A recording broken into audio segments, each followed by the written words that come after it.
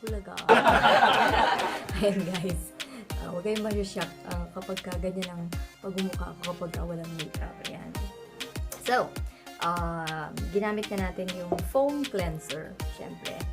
So, again, you can use this in the morning bago mag-makeup. And then, in the evening naman, bago matulog. Ito na yung pinaka-sinasabi nila na pang-maintain ng hydrated and young skin para maiwasan na din natin ang mga wrinkles. Ayan. Hindi ko alam kung saan ako titingin. Dito ba? Or dito ba? O ako. Basta, bahala na kayo dyan. Okay? So, and then ang pinakauna natin ay ang toner. So, hydration balance toner. So, kailangan syempre, of course, malinis ang ating kamay. And then, itatap-tap-tap-tap lang natin siya dyan. Ayan. Ayan. Actually, guys, sa 11 years ko sa Korea,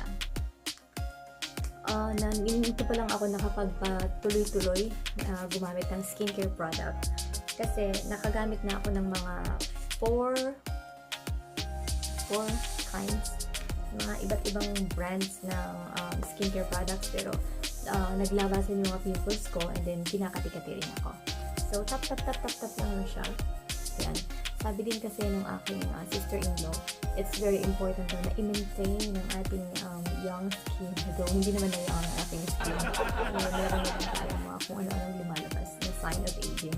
But anyway, hindi pa naman huli ang lahat. And then, next natin yung Hydration Intensive Serum. Napakita ko naman na sa inyo kanina. Also, dito lang sa atin. Matipid ako guys gumamit. So, mga 3 to 4 months ko itong nagagamit. Because, pag nasa bahay naman ako is hindi ako gumagamit masyado pag nasa bahay. Paglalabas lang. And then, sa gabi din, bihira. Maybe twice a week lang, not every day. Matipid. Tipid din pag may time. So, serum. And then, sabi ko kanina sa inyo, ang next ay emulsion. So, ang emulsion guys is, ano siya, parang lotion type. Pero yung mga naunang toner at serum, water-like liquid sila. Water-like gel. Ganon. Ito namang emulsion ay parang siyang lotion. So, ganyan siya. So, nakikita nyo na, ang tawag yan sa Korea is panchak-panchak. Kapag meron ng, nagkikintab-kintab na yung skin, ang tawag ay nagpapanchak-panchak. Ang tawag sabi namin, sparkling, ano yun? Anong sabi? Shining, shimmering, splendid pala. Hindi pala sparkling. Shining, shimmering, splendid. And then after ng emulsion, dati guys, ang basic set nito, ang kasama niya is sun cream. Pero ngayon ay aqua cream na siya. So, ang pinaka-last guys ay ang aqua cream. So, nakita niyo naman siguro yung before and after.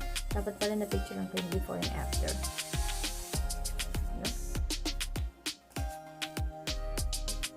Tap lang siya. Tap.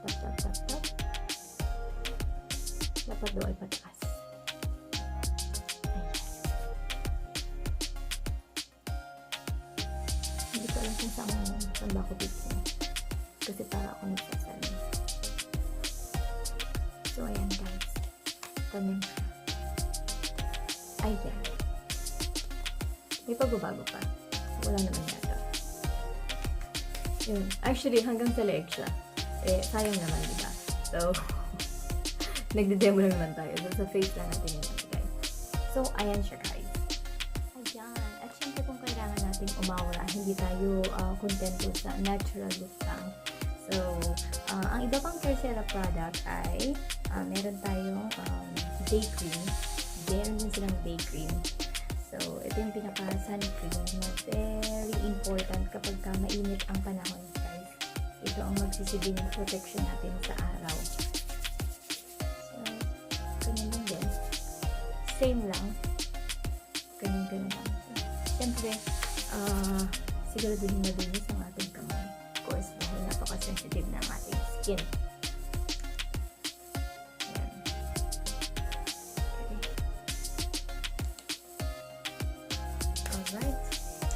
And then, meron din silang tinatawag na Transformer Tone Up Cream. Yan. Ito din ay from Carecella. Tone Up Cream. Para, di ba, kapag naglalagay tayo ng BB cream or foundation, minsan para tayong nasubsub sa sa espasol. So, ito ang nagkaan siya. Tawag dito. Kumbaga, binabalance na yung kulay. So, hindi siya ganun, hindi siya kaputian kapag naglagay tayo ng BB cream. Ayan. Ganyan lang siya.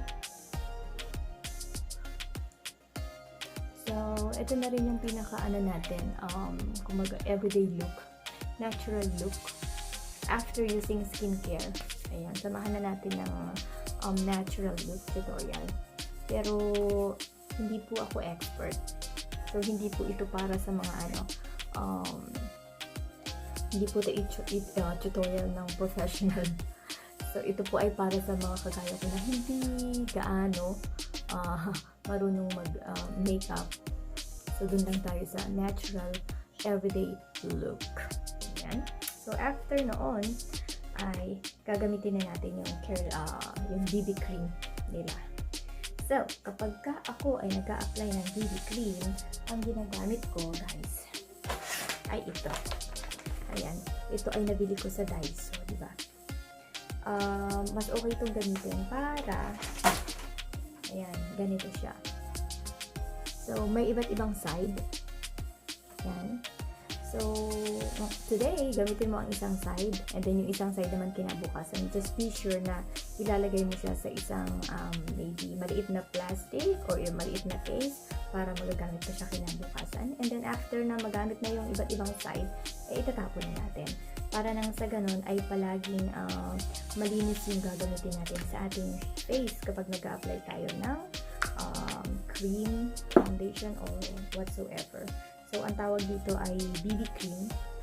Though, may mga bagong labas na din sa Korea na CC cream. So, ito naman ay BB cream. And meron na din siyang SPF 50. So, meron na rin protection. All-in-one multi-action. Protect, correct, and cover. Ayan, i-correct na daw yung aking pagmumukha. Kung ano man ang pagkakamali dyan sa aking pagmumukha, ay i-correct niya. So, ayan. So, ako guys, palagi ako dito nag-start. Ayan. Cream type siya guys, cream. Diba? Hindi siya gaanong maputi. So, very natural ang look niya. Dahil doon sa ating tone up. What's that? Tone up cream. Tone up cream. Ayan. Ayan. Nagkilay na ako guys. Kasi ang hirap magkilay kapag nakaharap ka dito sa sa cellphone.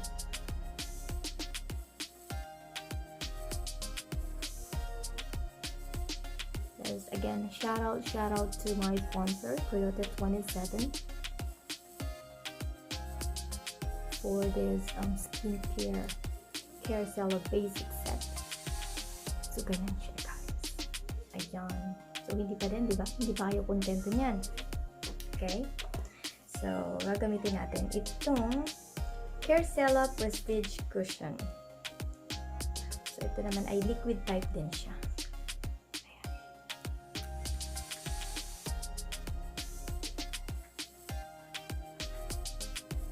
So, ang pinaka-primer natin na ginamit ay yung BB cream. And then, isinusunod ko itong Carecella Prestige Cushion. So, guys, bago ako mag-LS everyday, every LS, not everyday pala. So, dati 4 times a week. So, ngayon, almost 3 times a week na lang. So, ito muna ang aking ginagawa. Bago mag-LS, and bago pumasok sa trabaho, ganyan lang kasimple ang aking itsura. Ang hirap kapag ang salamin mo ay cellphone.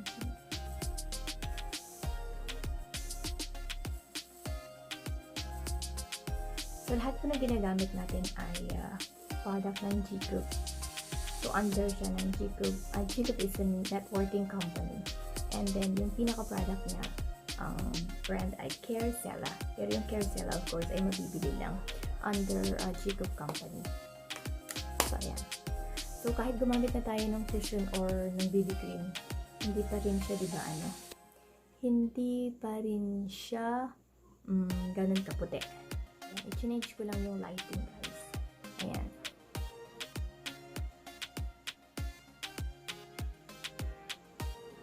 Okay. Kasi madilim yung kanina. Hindi nyo masyadong makita. So, ayan na. Ayan. May pagbabago na, di ba? Okay. So, yun ang pinaka-last kong ginagamit. So, gusto nyo ng natural look, ayan na siya. So, BB cream and then prestige cushion, okay na siya. And then, magkilay lang. And then, mag-lipstick lang tayo. Okay, lubos-lubosin na natin ang makeup tutorial natin. Though, hindi naman talaga ako marunong mag-makeup. So, para to doon sa mga hindi rin marunong mag-makeup na kagaya ko. Ganito lang siya. So, after ng ating skincare, after ng ating BB cream and cushion, ayan. Ito naman ay nabili ko sa Clio. Ayan, dahil spring, lilipas ang spring and then summer. So, sa inyo lang. Lang siya. Ayan, again, para sa mga hindi marunong mag-makeup na gamit ko. Ayan, napakapal na. Bilib na bilib ako dun sa mga magagaling talagang mag-makeup as in. So, ako lang. Simple lang, guys.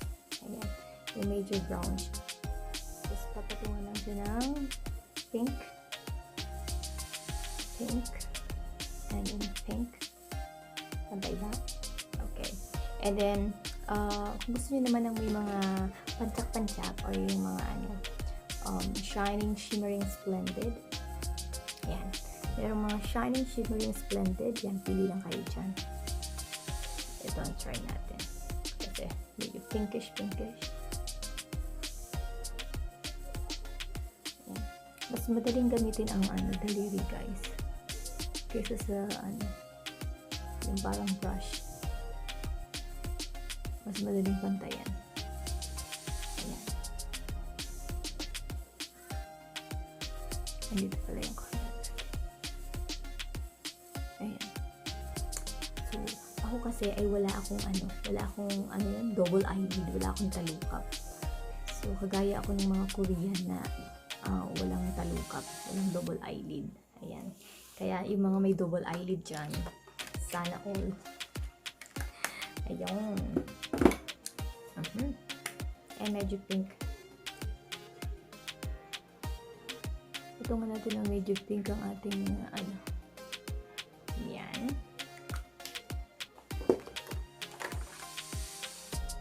Nag-tutorial yung hindi mo nag-makeup. Pakita ko lang sa inyo, guys. Ganyan lang ako mag-prepare. Actually, kaya ko yung gawin in 15 minutes bago ako mag-LS. Ganyan lang siya. Tak. So, ito naman ay from Etude. Wala akong tawag dito. Isang brand na ginagamit. Kasi yung iba regalo, yung iba naman, kung saan ko matripang bumili. Okay. And then, kung gusto niyo ng contour, ayan, dito daw sa may ilong para may tangos. Ayan, itinuro ito sa akin ng aking friend. Shoutout to Manay Morena Domingo. Ayan, ganyan daw. Actually, nung tinuruan nila akong may makeup, pinapagalitan nila ako. Hindi ako marunong humawak ng brush. Ayan, kaya baka makita nila kung paano ako humawak ng brush. Kaya ngayon, kinakamay ko na lang, guys. Wala na silang makikitang kamalian. Kasi daliri ko na nga lang ang ginagamit ko. Ayan, may nabago ba sa ilong? Wala naman yata. Anyway, ayan. Ganyan na siya. Ayan. Tapos, ito kasi yung aking buhok ay kulot-kulot sa dulo. Sabi ng aking hairstylist, igaganyan nyo lang yung buhok na kulot-kulot. Ayan. So, ayan. Ganyan na siya. So, bago tayo nag-makeup, nag-skincare, and then nag-BB cream, and then prestige cushion na from Carecella din. And ayan na yung pinaka-ano natin, natural look. Natural look pa ito. Na simple look. Kapag halimbawa, kagaya ko, meron akong work sa labas, nagtuturo, or magla-livestream, ayan na yung ating pinaka-simple look. Ayan. Excuse me po sa aking mga alaga.